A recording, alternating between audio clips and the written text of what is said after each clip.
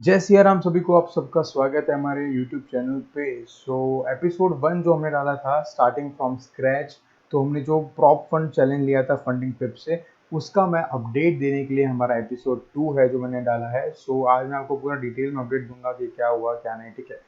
अभी मैं आपको शेयर करता हूँ। तो हमने ऑलरेडी उसका 53% हमने अचीव कर लिया है।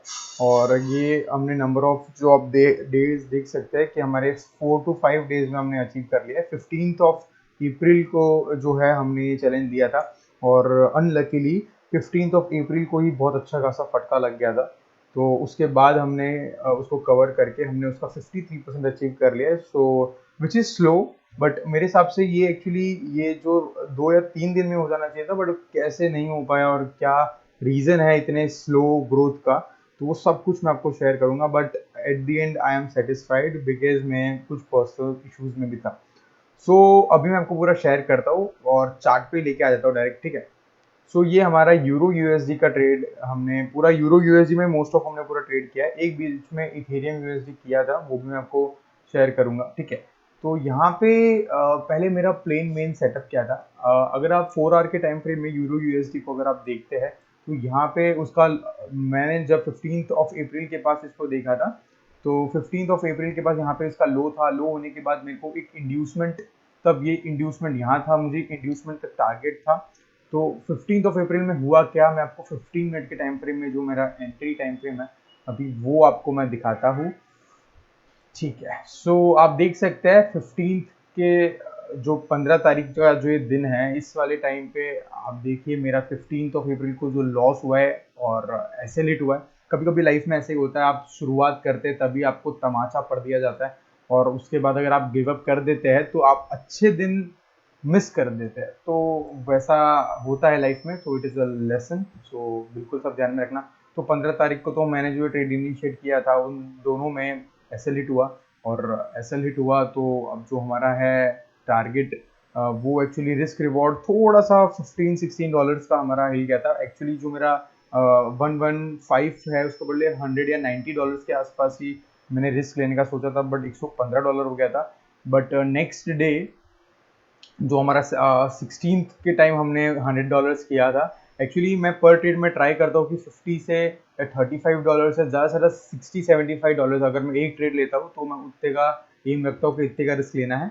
बट यहाँ पे भी जो $100 लिया था उस टाइम पे भी मेरा ये आपको मैं दिखाता हूँ। तो ये 16 वाला डे है, ठीक है। तो यहाँ पे आप देखो 16 को जब मैंने ट्रेड लिया था तो यहाँ के पास तक गया था। एक्चुअली टारगेट तो यहाँ तक था, बट मैंने जब मेरा ऑलरेडी मेरी औकात से ज़्यादा जब मैंने जो डिसाइड किया था उसमें मेरा जब स्टॉप लॉस जा चुका था, $115 का लॉस हो चुका था, तो मैंने ट्रेल एसएल किया। और ट्रेल एसएल में मेरे इधर क्या कहते हैं एसएल ट्रेल हुआ, और यहाँ पे मेरा ना क्या कहते हैं कुछ इतना कुछ डॉलर हमने $100 बुक किया।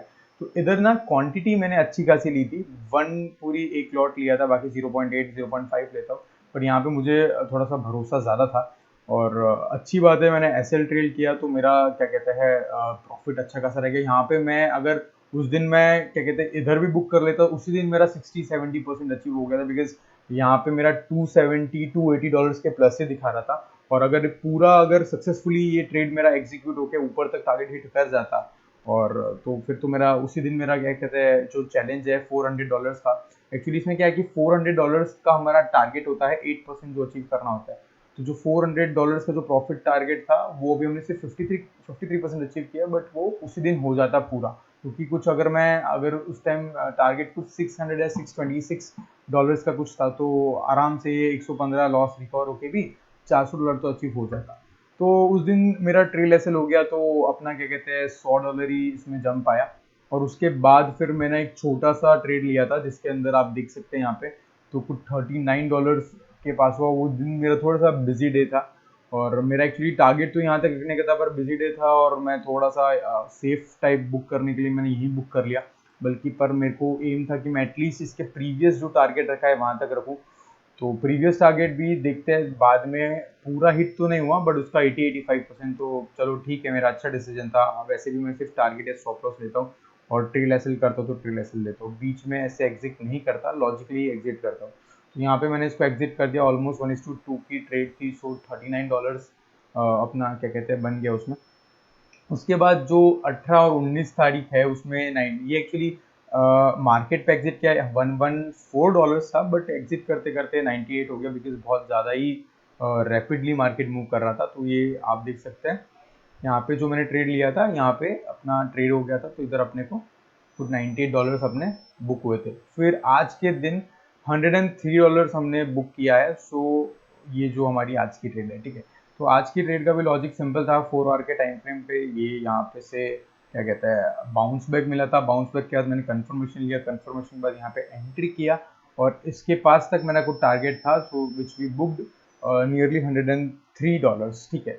तो ऐसे करते करते अगर मैं आपको मेरी स्ट्रीक्स दिखाऊँ तो 15 से 19 तक में मेरे एक कुछ 5 दिन में एक दिन लॉस होने के बाद 4 लगातार मेरी विन स्ट्रीक है, तो which is almost achieve 53% of the target.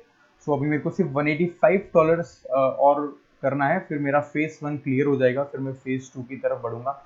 और मेरा एवरेज विन है $86 और एवरेज लॉस है $30, तो अच्छा मेंटेन्ड है और विन रेशियो भी 50% है, विच इज़ नॉट बैड, ठीक है।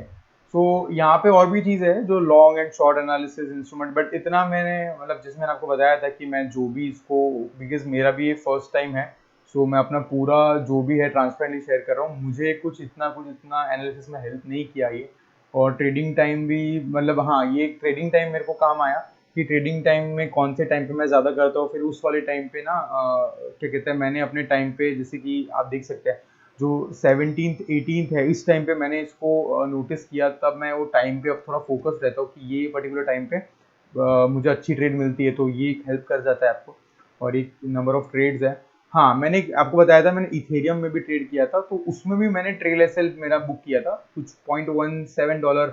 और एक्चुअली क्या हुआ था कि इसमें ना 0.1 क्वांटिटी गलती से ले लिया था, बिकॉज क्या है ट्रेड लॉकर के अंदर ना ट्रेड लेते हैं ना, तो यहाँ पे से ट्रेड लेते हैं मार्केट, और एक होता है ऐसे आप पीसी में से इधर से भी आप एसएल टारगेट और पूरा हर चीज ना यहाँ पे सेट करके लगा सकते हैं। तो वो लेते लेते ना थोड़ा सा मेरे से मिस्टेक हो गया था, तो 0.1 क्वांटिटी ले लिया था, इसलिए मेरे को, वरना मैं इसको 0.01 लेने वाला था। तो अब ये ले लिया तो ये बहुत ज़्यादा कम था, उसके बाद मुझे इसको लेना पड़ा।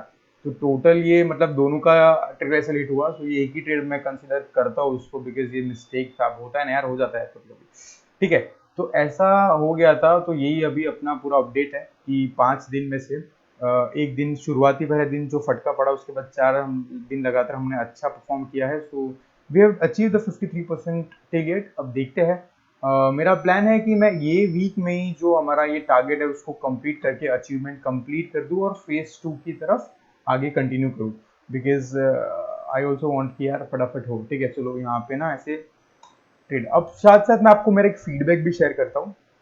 फंडिंग पिप्स में जब मैंने ट्रेड लॉकर लिया, बिकॉज उसका रीजन था TradingView was the reason कि ट्रेडिंग व्यू उसमें मिल रहा है। बट मैं यहाँ पे एक आपको स्क्रीनशॉट भी मेरे जो फोन का स्क्रीनशॉट है वो भी ऐड कर दूंगा। जब ये $39 वाला जो ये ट्रेड था ना, इस टाइम पे मेरे पास थोड़ा, ऑफकोर्स मैं थोड़ा बिजी था इसलिए भी ये हुआ, बट थोड़ा सा सर्वर इशू भी मेरे को ट्रेड लॉकर की तरफ से आया, जिसके कारण क्या है यहाँ पे मैंने ना जो टारगेट लिमिट सेट नहीं किया था, ये मैंने मार्केट में एग्जिट किया था। तो इस ये जब जनरली आप मार्केट में एग्जिट करते हैं तो आपके इमोशंस बीच में आते हैं, तो आप कभी कभी वो अच्छे डिसीजन में कन्वर्ट हो जाते हैं, कभी कभी बेकार भी हो जाते हैं।